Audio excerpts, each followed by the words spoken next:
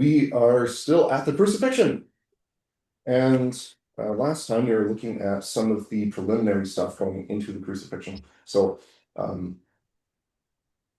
Jesus being transported there where there was to a degree, but a lot of it was also related to the sign over top of Jesus' head. So now we're going to be going into some of the fulfillments of prophecy that John is having. Okay. So can I get somebody to please read John chapter 19, verses 23 to 27? When the soldiers crucified Jesus, they took his clothes, dividing them into 4 shares, one for each of them, with the undergarment remaining. This garment was seamless, woven in one piece from top to bottom. "Let's not tear it," they said to one another. "Let's decide by lot who will get it." This happened that the scripture might be fulfilled, which said, "They divided my garments among them, and cast lots for my clothing." So this is what the soldiers did. Near the cross of Jesus stood his mother's sister Mary, the wife of Clopas, and Mary Magdalene. When Jesus saw his mother there, and the disciple whom he loved standing nearby, he said to his mother, "Dear woman, here is your son." And to the disciple, "Here is your mother." From that time on, this disciple took her into his home. Okay. So, first off, so when the soldiers crucified Jesus, they took his clothes. So this was standard practice for crucifixion, because crucifixion itself is also about indignity, so torturing you in terms of your social values. So, I think we would be far more distracted with the pain if we were to be crucified. But since this was also a society that was very much dependent upon social credit, so virtue and vice kind of intermixed with how you were seen in your community. Trying to think, this would be similar to you being crucified socially if somebody were to put around your, I don't know, credit rating, bank accounts, like anything that exposes your shame, because, well, apparently finances are, we kind of gauge that today. So Jesus is stripped of his clothing to die in dignity. But we could ask, oh, okay, well, what is part of the clothing? So the clothing, as standard wear, would be kind of an outer garment, a more inner garment, and then loincloth. But Jesus has also been mocked by Herod, as well as the soldiers, the Roman soldiers. So let's see what are they fighting over? So from Jesus, the outer garments, inner garment. You have loincloth. I don't know how many people would actually be fighting over that, but who knows? Maybe they're in short supply. And we'll also put on here a belt, because that would be standard. Now, what the Roman soldiers gave was, well, no, I should do that in red. I'll do this with Herod. So Herod gave fine clothing. So we know this from Luke. That so this is Herod. That's pretty spectacular. Okay. So what Jesus be having in general. So we have in Luke, when Jesus went over to Herod, that Herod was mocking Jesus, and part of this mockery was to kind of set him up as royalty.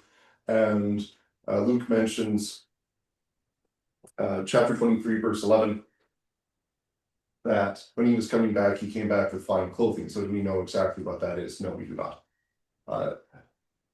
Somewhat nondescript. And then we also know from the Romans, Jesus was given the thorny crown, and also I'll say scarlet robe. And then there was a reed scepter. Now, this was used. The scepter was used to beat Jesus at the time, so they probably already took it away. John only doesn't even mention this; he just mentions the crown and robe. So most likely, it's already taken away when Pilate brought Jesus out and said, "Behold the man." But the crown, why would they take that off? Why would they, like, if they fashioned it out of thorns, put it on his brow? It's like, why would they bother touching that again? Like, why would I try to hurt myself taking this off of the guy when I want to humiliate him? So most likely he still has that. The robe, that was probably taken. So I'll say that was probably removed. So we probably have the robe that they gave Jesus still.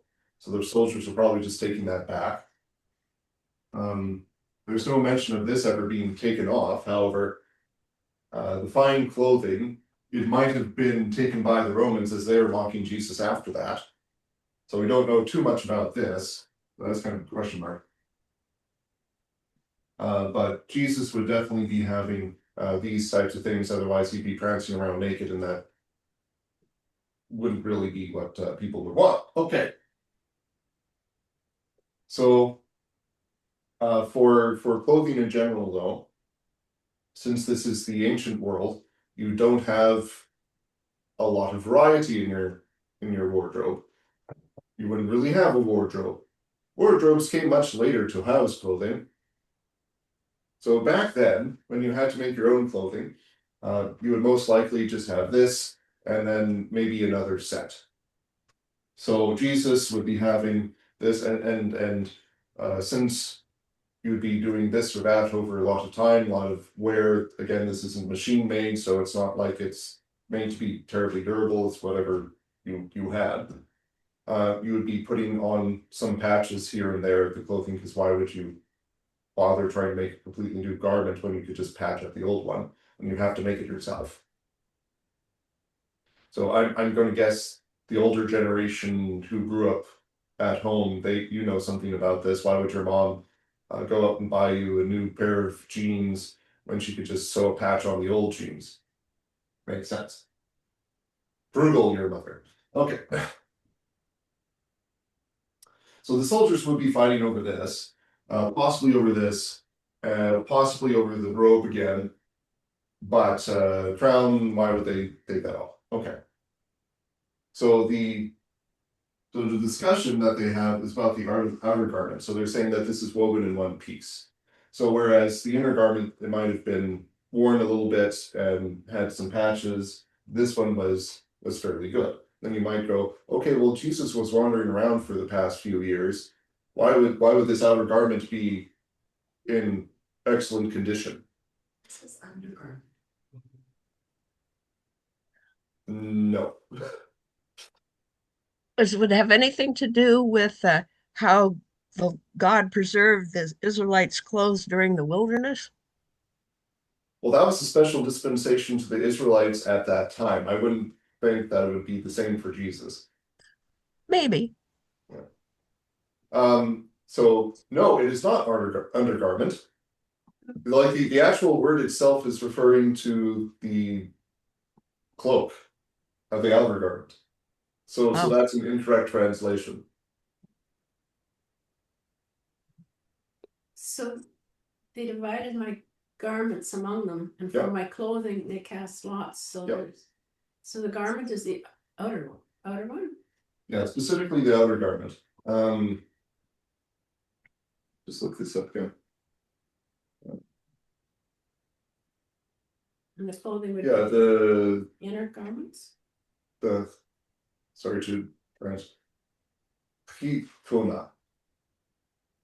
Or am I conjugating this weird because I'm just looking at the conjugation, a specific conjugation here. I'll Kitos or Kiton. I'll look at this again.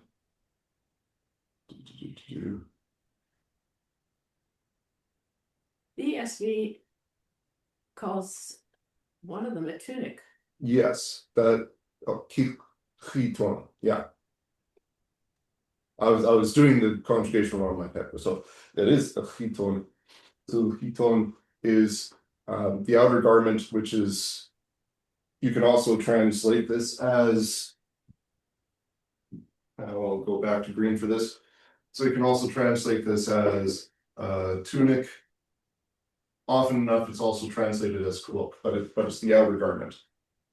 Well, why would? I don't know. I couldn't tell you.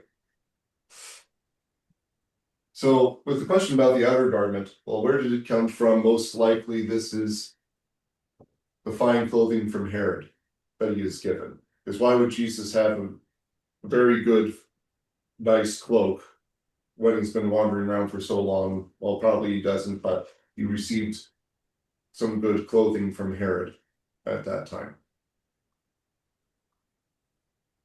But there was supposed to be 4 other shares. Yes. So what would the 4 other shares consist of? Yeah, this. Or I should go. I should do this in black. So these are the 4 shares. There's 3 elements, but again, when these are patchwork somewhat, or at least this one would be. How would you divide this? Well, you'd literally divide it. So that's why they're discussing this. Because they're saying, they divided into 4 shares, one each one. So they said, let's not tear it. Because there'd be tearing apart this one to put it into equal, more or less equal parts. And the belt and the loincloth, they could decide, well, how much that's worth. But yeah, so there's, and then from the 4 shares, we also know how many soldiers there were. Yeah, you don't see that in the other gospel writers. You don't know how many were kind of on guard there, but we know that there's 4 Roman soldiers who were crucifying Jesus.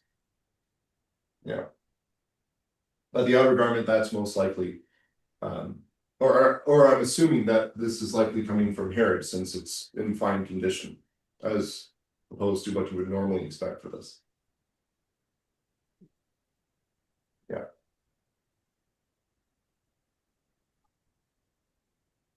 Just to flesh things out a little bit. Okay. Go back to my notes. What am I missing? All right. So, what they're doing now, or what John is doing now, is he's saying that this is connected to prophecy. So he has a nice prophecy there. They divided my clothes among them and cast lots for my garment. Without looking at your notes, any guesses where this is from? Psalms? Yes, I it's think- from the Psalms. Yeah. More specifically, this is Psalm 22, verse 18. So, Psalm 22, one of the, well, actually the most important psalm for the crucifixion. So, Psalm 22 begins with, my God, why have you forsaken me? So, when Jesus is saying that from the cross, he is quoting this psalm. So, if we're looking to know what's going on here, it is going to be, in terms of the crucifixion, it's going to be conforming to a lot of the psalm. Yeah. Yeah. Well, since everybody's turning over to it, we might as well have a gander at Psalm 22. If the internet allows.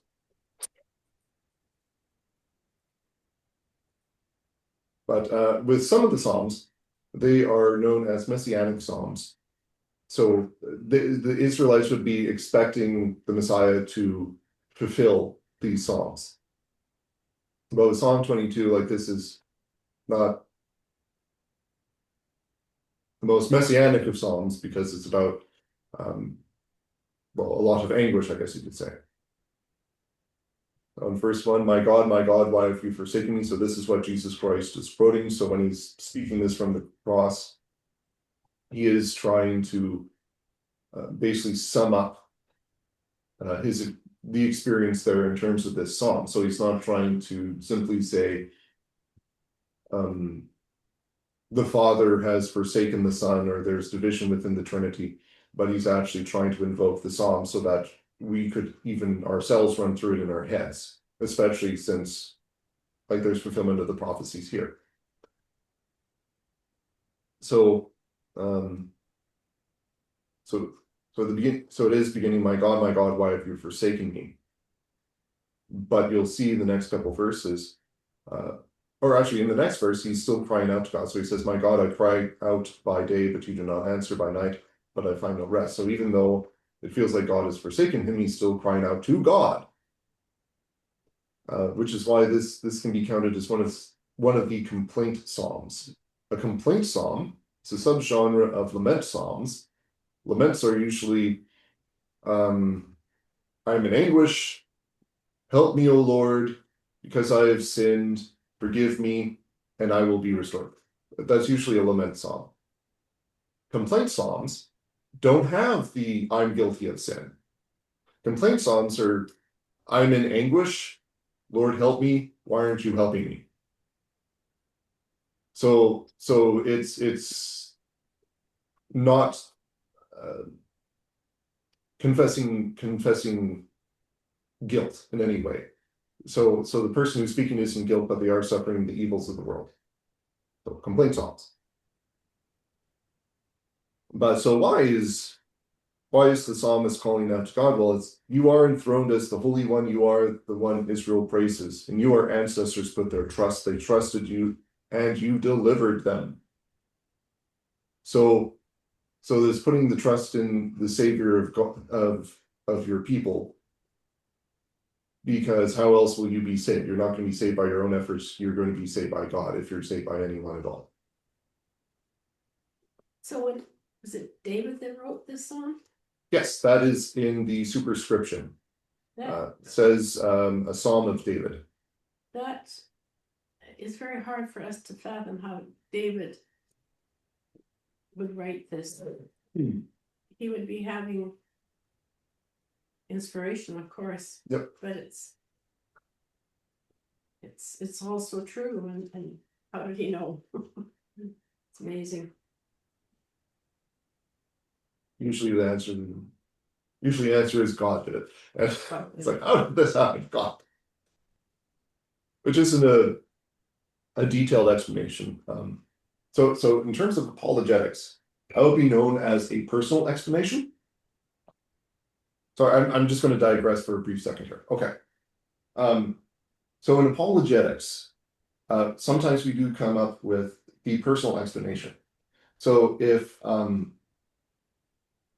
you're being questioned about, well, how did God create the universe? How did all these things come together the way that they did?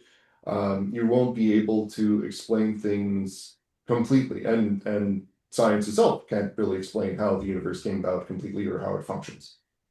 But we are seeking a lot of natural explanations, and that's not wrong. That's what science is for. That's why Christians made a lot of the sciences we still practice today, is to understand the universe God created.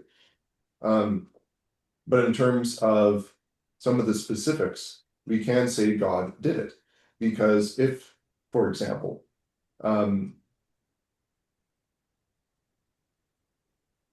if you're wondering how I came by this cup of tea, well, you could say, well, Linda made, I'm assuming you made it. Yes. So Linda made it and Mel poured it. That's a personal explanation.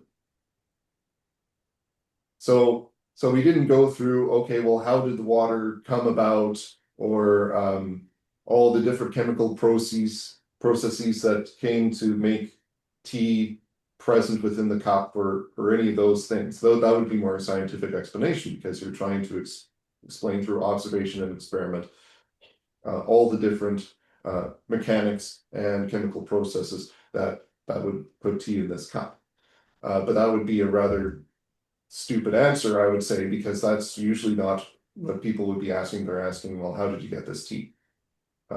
So if I give a personal explanation where it's like these people did it, then you would actually accept that, even though you don't have all the mechanical or chemical processes being outlined, because you know that that individual, that person is capable of doing this. So that's a personal explanation. That person has the capability of doing something, therefore they did it. So same thing with God. In apologetics, if we say, well, God did it, it's not trying to dismiss any of the physics going on. We're basically saying, well, he is powerful enough to actually be the explanation for how these things came about.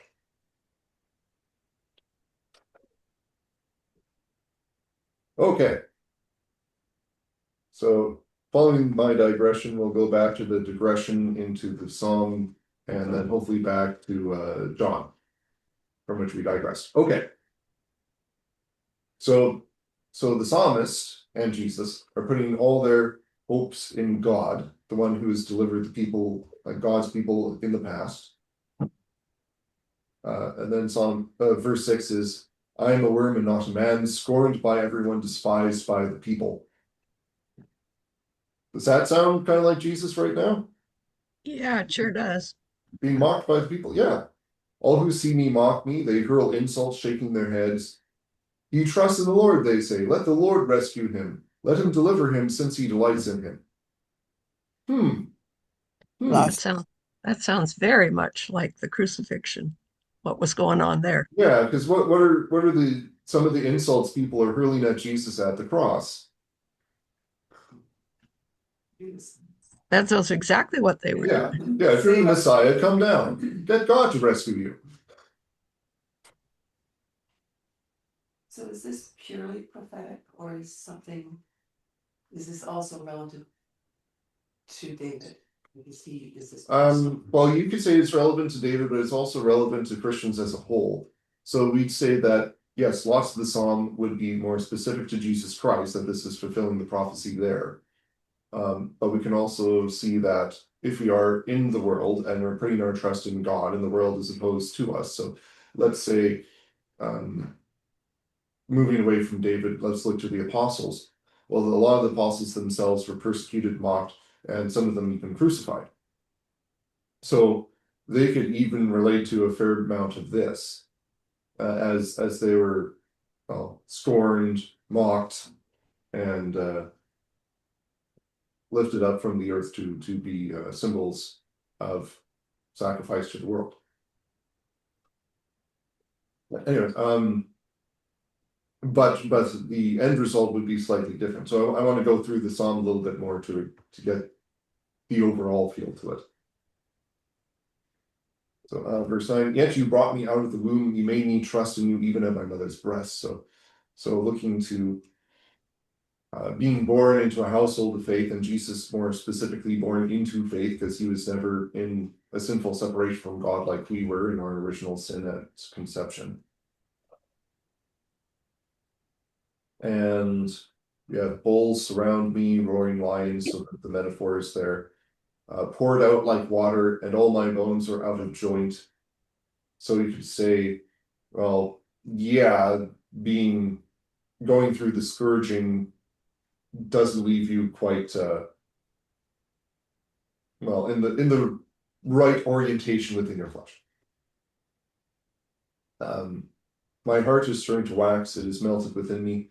Earlier in the Gospel of John, so notably at the death of Lazarus, as well as in anticipation of his own death, Jesus has mentioned that his heart is in tribulation, that it's churning about within him.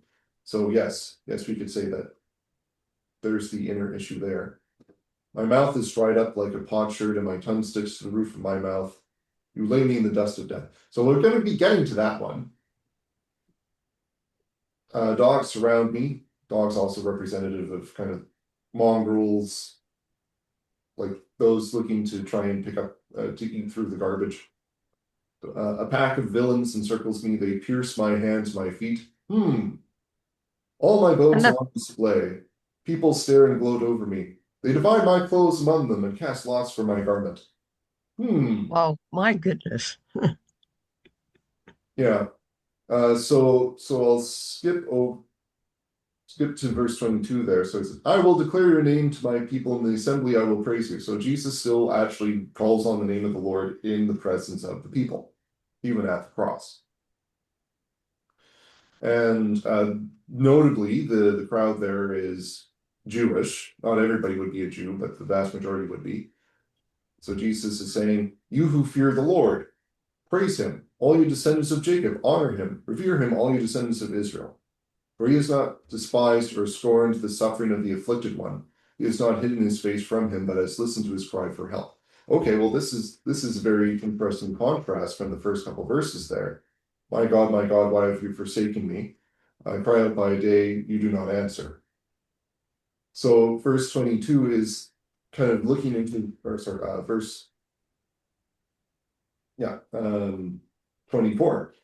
It's looking to that in the past, God does not abandon those who are afflicted. Jesus himself as the afflicted one. He will not be completely abandoned by God, and this is what he's putting his hope in. And then from you comes the theme of my praise in the great assembly. Before those who fear you, I will fulfill my vows. So Jesus will be faithful unto death. We're also getting that with taking care of his mother there at the cross. And I'll skip over a few more. So verse 29, all the rich of the earth will feast and worship. All who go down to the dust will kneel before him. Those who cannot keep themselves alive. Posterity will serve him. Future generations will be told about the Lord. They will proclaim his righteousness, declaring to a people yet unborn, he has done it. He has brought about salvation. So with Psalm 22, like it begins very horribly, and then it ends with a promise of hope. Pastor, when Jesus was talking with the disciples, the two disciples going to Emmaus, do you think he brought up this psalm? Possibly. I bet he did.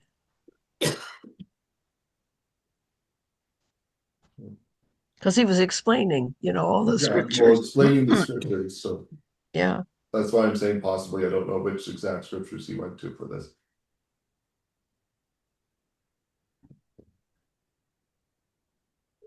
Yeah, so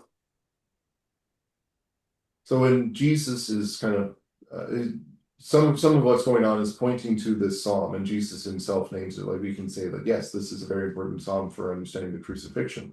That it's not simply about the anguish of Christ, but it's also the establishment and absolute establishment of hope. So I'm saying that as because normally when people say hope, it's well, I hope it won't rain tomorrow in a very wishy sense. But hope in the scriptures is actually a firm testament of what is true. It has not yet happened in time, though.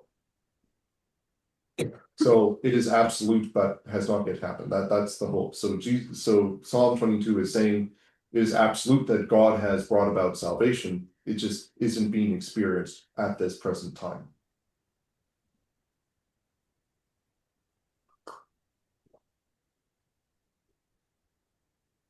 Questions or comments about Psalm 22 or all that? One thing that struck me when you were reading through it is that Jesus was born sinless, but yet he, God is his father, Mary his mother. Mary had sin, no? I would say yes. We're also going to get to that with the whole back and forth with Mary and John in a moment. But But, all would lead me think yeah, that our sin came from our fathers, not our mothers. What? I'd say both, absolutely both. In general, yeah, they're also, like you need a mother and a father to make, Yes. in general. But usually when it's being brought up, it's in terms of Adam that we're saying that we've received our sin because he was supposed to be, well, the head, and as he failed, then he's brought about sin for all mankind. It's his fault. So in the New Testament, when original sin's being brought up, it's usually attributed to Adam. The only place where it's attributed to Eve is when Paul is trying to make a point about the pastoral office in First Timothy. That's the only time he actually attributes it to Eve. Every other time it's Adam.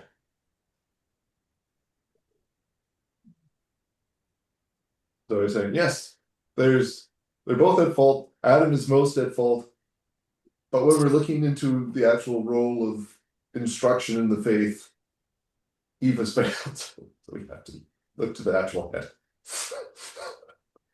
What it was before the fall. Yeah. Anyways, yeah.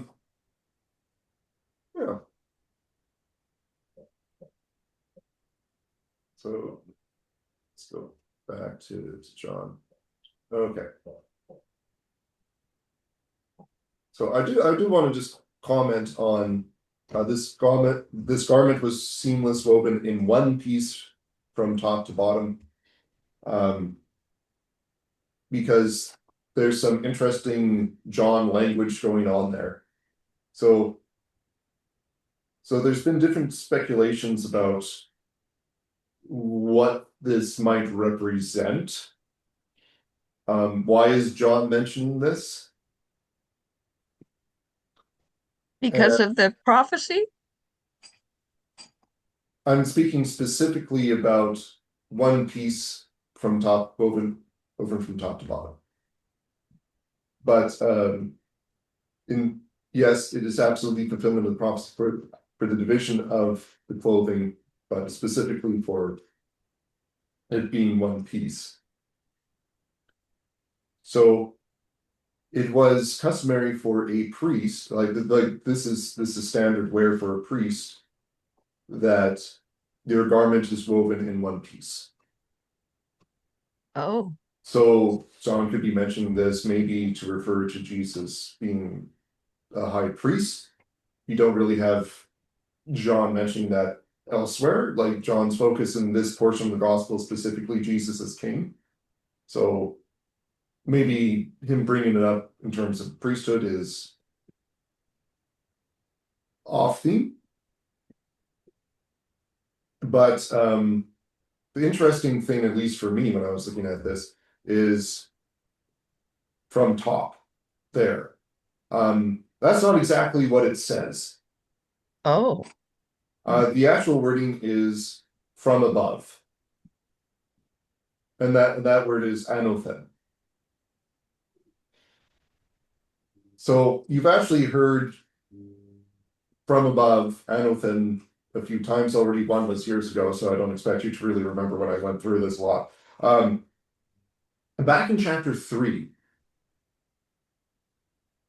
Jesus said, you must be born anothen, from above. Sometimes we say that this is, you have to be born again, but the specific wording is you have to be born from above. So born from above. And then later on in that chapter, John the Baptist, he talks about the one coming from above. Anothen. More recently, though, actually, as recent as in this chapter, verse 11, Jesus tells Pilate, you would have no authority if it were not given to you from above. So when the word from above, anothen, comes up in the Gospel of John, it's usually denoting that this is coming from God, specifically the Father. So it's very curious for John, who's very consistent in his wording, to talk about the garment of Jesus being woven from above. So there might be something else John is signaling here.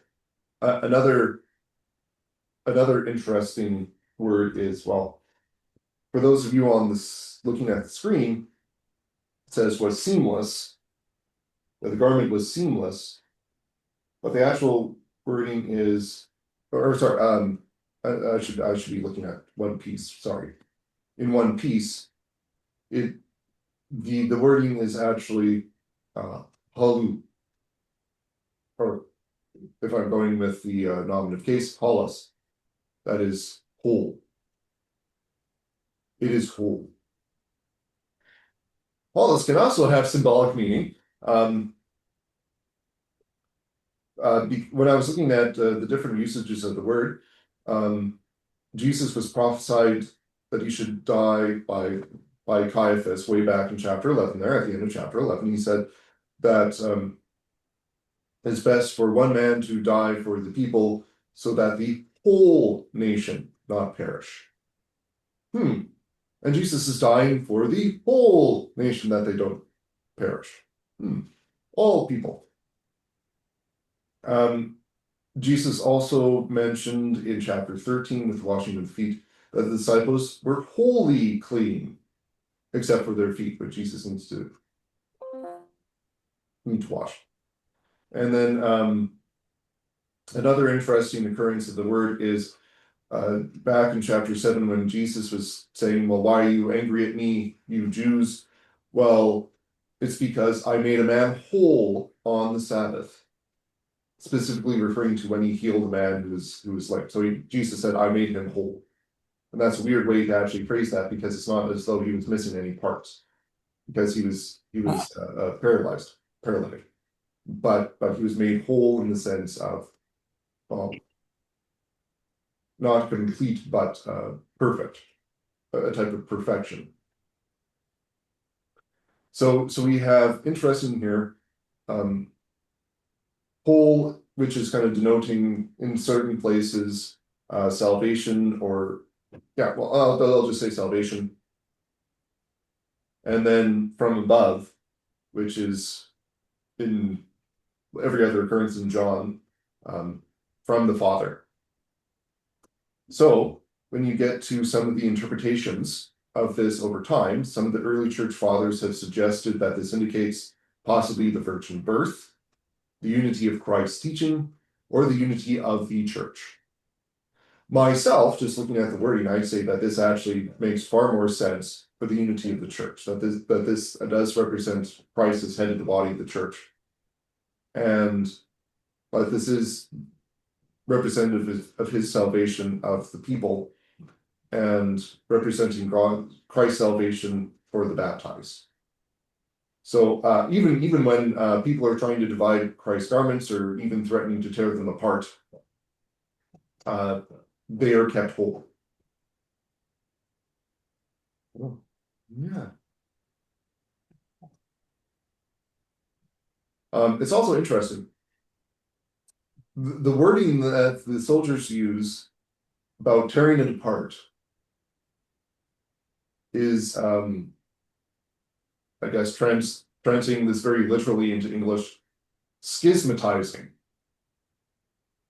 You know when you schism something? What? Maybe such as schisming the church. What? Yeah, so that as a verb has come up multiple times in reference to Jesus in the gospel, chapters 7, 9, and 10. And that's when the crowds were schismatized over whether or not Jesus was actually the Messiah.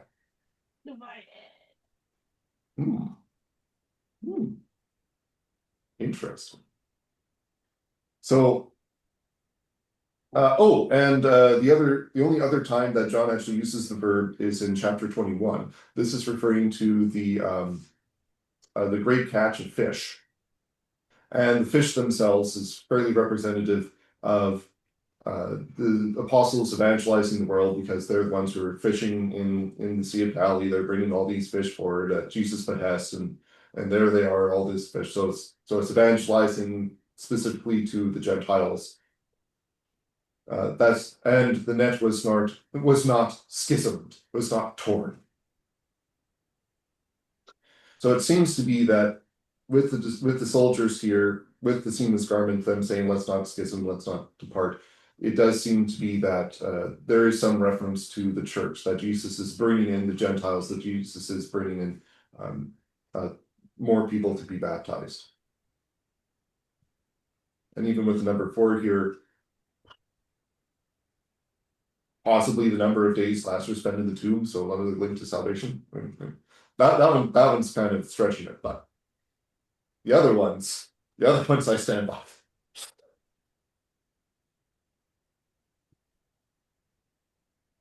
Any thoughts? Questions? Concerns for pastor's head?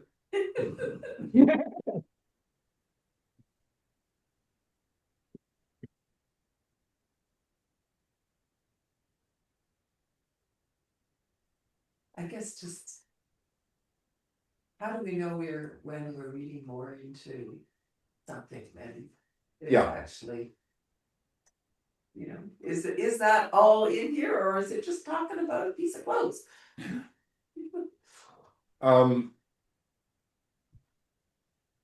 So for gospel writers, and I say it's more pertinent to John, because John tends to be a lot more specific about wording and stuff like that. Not to say that the other gospel writers aren't.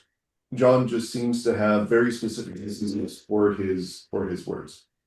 You could also say, well, Luke had very specific words himself, but he was trying to get to more precision than anything else, because when Luke is bringing up like a rare term, like he's being very precise in his wording.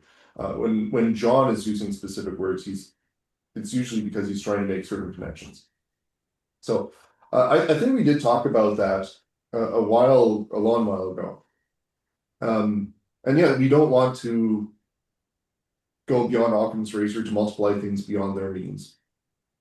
But when we do have sufficient cause to try and make some of these connections, I think it is good to try and make some of these connections, that John is trying to say that with this garment, there is something about salvation going on here, that there is a wholeness, a divine giving from above, and there does seem to be some sort of mission to the Gentiles where we don't want this like salvation, this giving of God to schism. So we can definitely see that this is working together in some way. Well, in the Bible, like the word robe is used, robe of righteousness, and like on Sunday, white robe that was put on our. Oh, yeah. So that would be a good example of when things could be multiplied beyond their means, where we could try to read in more. Because say with the word, I'll use outer garment with this, because that's specifically the word that's coming up here. So the keton. But the keton, like or ketone, sorry, it appears all over the place. All over the place.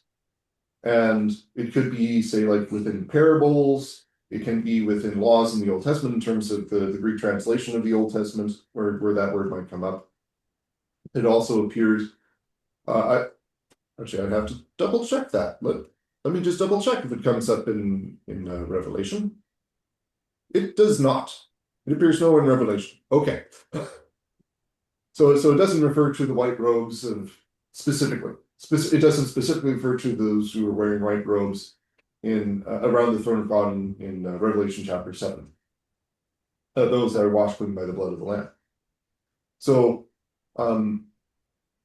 we can say, hey, in certain instances, this does refer to some sort of divine special meaning, and in certain instances it doesn't. So when we're having a text where we don't know, well, is it one or the other, or maybe both? And we can't really discern what's going on there, because we have, well, like very liberal, they're dividing up clothing because they're greedy Romans who want their share for, well, maybe not greedy, but this is part of their, I guess you could say, hazard pay. they're crucifying a guy, they get a bonus by taking his clothing. So yeah, the very practical aspect there, but you also have a more divine sense where by given the wording, John is showing that there's something else going on here. And what exactly that is, that's, yeah, we can debate that. So I would say, well, based on the evidence, like looking at how he's using these words, it would be going to more prophecy of the church and the salvation of the baptized. Kind of even bringing in the Gentiles a little bit, because that's where you get with the soldiers. And the connection to the net of fish in the next chapter, next couple chapters. But if I were to go with some of the other explanations of the church fathers, where this is referring to the virgin birth, that his outer garment was woven in one piece, this is absolutely referring to the virgin birth. Like, about that. That seems a step too far. That seems to be pretty out of context. So we can definitely say, well, that's something that we wouldn't want to have in there. But we do still have the practical, we do still have some sort of divine sense. So we don't want to stretch things too far to say that, well, what would be an example of stretching this too far? The symbol of Jesus's outer garment, the cloak not being ripped up and simply gambled over, is a sign that the church will never schism in all of its history. That would be multiplying it too far, and we could also say, well, that hasn't happened because we have a whole bunch of different denominations today. But we can say, well, Jesus Christ has absolutely brought salvation for all people in the church, and he has brought Gentiles in. So that would definitely be an appropriate interpretation, and I think that's better spoken to by the text, rather than just sort of fly off the handle and go like, yeah, we'll never schism, we'll never disagree about anything in the church. That doesn't happen.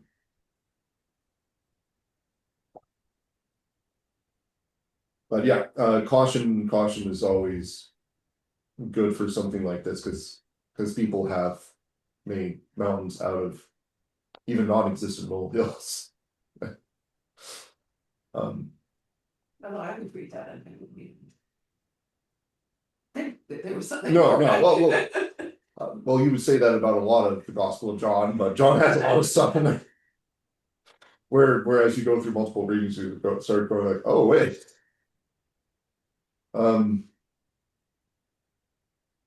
But yeah, well, there, I would say like even some of the things that Roman Catholicism has warped in Scripture to start saying, well, this is the grounding of the papacy. It's prophesied in this Old Testament passage over here, where there's a promise to this individual who's not in the king's house, like not born of the king, but he would be a servant in the house of the king. That this absolutely refers to the papacy and the unbroken line of the papacy, and the papacy gets to have control over the church. That's spoken about in this text. I'm like, no, it doesn't. And when you actually read the text, like if you're starting to see it as a prophecy, the prophecy is actually better fulfilled by Christ, as the vast majority of prophecies always are. Yeah. But yeah, if you're trying to support an idea, it's very easy to try and contort some part of Scripture to make it sound like it agrees with you. Okay. Oh yeah, or otherwise. So one of the things is, otherwise you'd have found people who have spoken about this for centuries and centuries and centuries, having pored over the Scriptures themselves, and suggest, hey, this is most likely the coming about of this. Not, hey, we have this doctrine that we want to have fulfilled. Oh, hey, let's look at the Scriptures and see if anything actually agrees with us. Otherwise, yeah, things should have been agreeing with you all along, and there should have been an awaiting of whatever thing that you wanted fulfilled that you're saying is fulfilled now. If there isn't, odds are you're misinterpreting the text. Okay. So final thoughts about dividing of garments and also the outer garment woven in one piece. Well, if it's from above, maybe it was made in heaven, like made by God, like instead of like woven by human hands. See, that's where I would go, like, that's a bit too far.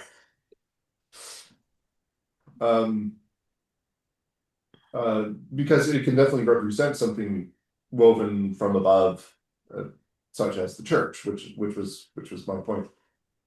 But to say that this garment like floated down out of heaven, Well, not floated down literally, but you know what I mean. no, I don't. Hmm. So I'd say yeah, that would be multiplying the text beyond its means. Oh, okay. We don't have the ability to say anything to or to find any scripture that would be supporting that specifically. And if it was something that miraculous and important, we would also expect that St. John would be talking about that more explicitly. And that from an apologetics point of view, that is known as a counterfactual. So in general logic, it's known as a counterfactual. So a counterfactual is saying if something else were to be the case, so if you're disagreeing on a point, well, if that would be the case, what would we expect to find as evidence for it? So a good example would be if you're going to argue with me, well, it isn't tea in this cup, this would be Kool-Aid. Like I'm drinking Kool-Aid instead of tea. Then the counterfactual would be, okay, well then we would expect that there would be Kool-Aid readily found in the church kitchen, that Mel would have gone up and went, hey, I'm drinking Kool-Aid too, because we're drinking from the same pot. Like, how did this happen? So a counterfactual would be looking at, well, what evidence would we actually be finding? What support would we be expecting to find if something were to be the case? So when people are trying to go, well, this text must mean this, whether it be Calvinists on predestination for some of their texts, or as I'm going to be bringing up momentarily, Catholics with the primacy of Mary in terms of worship life. Oh, we'd actually be expecting a lot of that to be found in the text, but we don't find that in the New Testament text. And if this was extremely important to the apostles as it is to these denominations of those specific doctrines, then we'd actually find evidence. But we don't find evidence, we just find slight mentions of this or that, and then they just extrapolate it well beyond the means. So I'll tell you right now, don't drink the Kool-Aid. Be satisfied with the tea you have. Okay. Strong tea, not weak tea.